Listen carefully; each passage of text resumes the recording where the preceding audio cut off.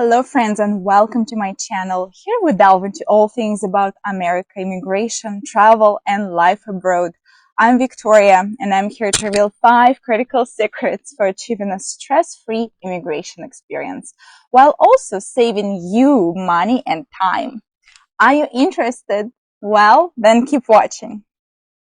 I'm a proud immigrant here in the United States, and my personal journey began over 8 years ago. Over this time, I've accumulated a wealth of information that I'm eager to unpack and share with you. It's my time to give back to the future generation of immigrants pursuing the American dream. I hope to make your journey smoother and in some ways more efficient than mine. You've probably heard that healthcare in America can be prohibitively expensive. And let me assure you, it's not a myth, it's a harsh reality. Before securing a good job and also the insurance, your doctor's appointments can be exorbitant, not to mention the costs associated with serious surgeries or health related issues. For example, when I first arrived in the States without good insurance, I had to shell out about $600 out of pocket for just a stomach endoscopy. Sounds quite outrageous, right? So here's my advice for newcomers. Get as many medical procedures done in your home country as possible before even thinking of heading to the United States. Complete all necessary checkups, and if you have any chronic conditions requiring prescribed medications, ensure you have a sufficient supply before your journey. Don't wait until you're here thinking you'll figure it out like I did upon arrival. It could really cost you thousands of dollars. Additionally, keep in mind that for most medications, except very basic ones, you'll need a referral from your primary doctor. So if you have any chronic health conditions and rely on those medications, make sure you are prepared well in advance with a supply that covers at least several months. Okay, so on the subject of healthcare, let me also remind you about dentistry and ophthalmology. If you wear contacts, you should know that obtaining a new batch requires a local prescription, and you can't typically buy contacts without an American prescription or a visit to an ophthalmologist.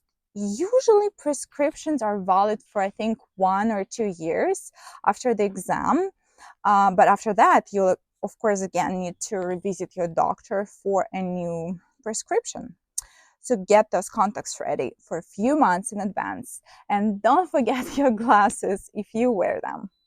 Now let's talk about dentistry. It can be one of the most wallet-draining expenses, even with good insurance.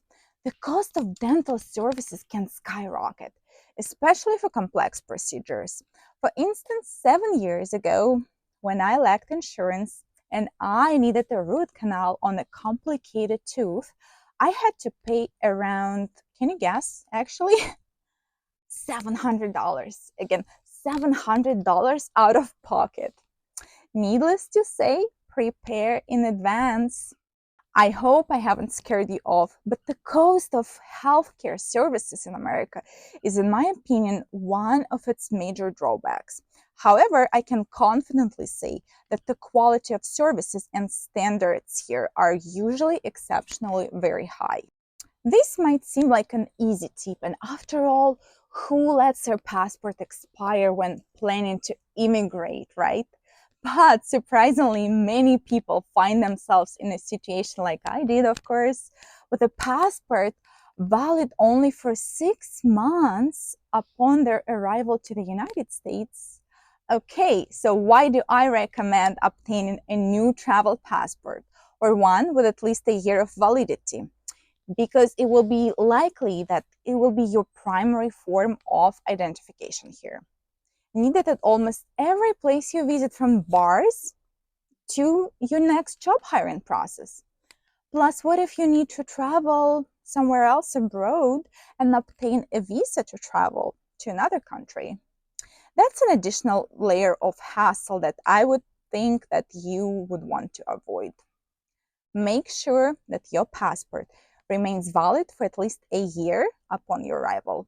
And if you live in a major city like New York, I'm sure that you're going to tell me, oh, it's so easy to go to the consulate and just do everything here. Yeah, it's relatively easy, I will answer, if you live so close to the major city, but also it could take much longer than expected. And what if you live somewhere in a remote state from your country's embassy? You will also have to travel then back and forth, and it might be adding extra expenses for you, and you probably, preferably, would want to avoid, right? Often, when we leave our home countries to study or live abroad, it just feels like we're starting this whole new chapter while closing another. And it is truth, but however, the reality shows that we often stay very close and connected to our old chapter. And even after nearly 8 years abroad, I myself maintain my banking accounts in my home country for different reasons and financial services and transactions. There will always be a need to send money between your new home and your homeland. So my advice here would be to plan ahead and ensure everything is set up properly before leaving your home. This way, if you need to execute a smooth financial transaction, especially for larger amounts, which might be a little bit more complicated, you'll have it readily available.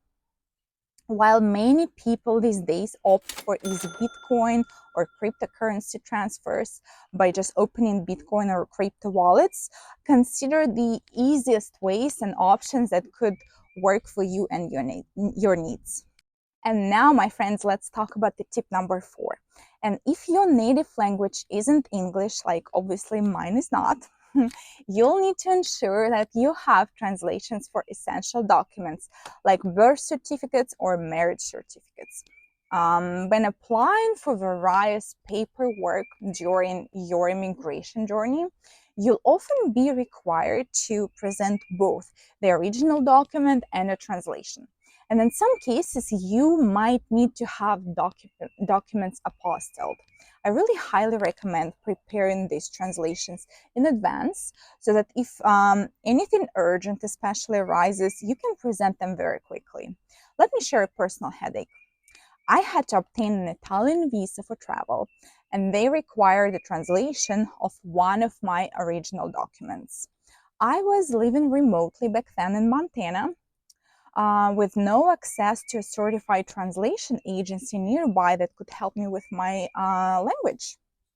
So I had to pay for the expedited shipping to and from New York, where I could find certified translation services.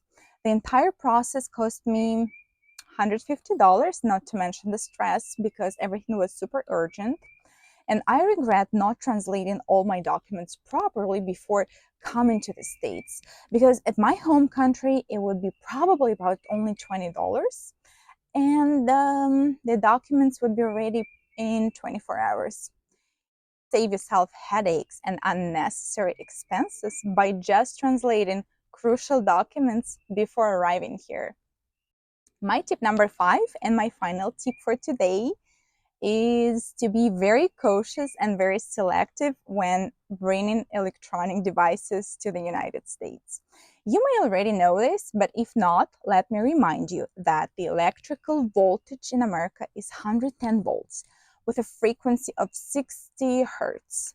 And additionally, plug configurations differ from those in many other countries, so you'll need adapters. Such a significant difference in voltage compared to 220 volts in other countries can damage your devices, such as hair dryers or electric razors. They simply either will burn out like mine did, or they just won't work at all.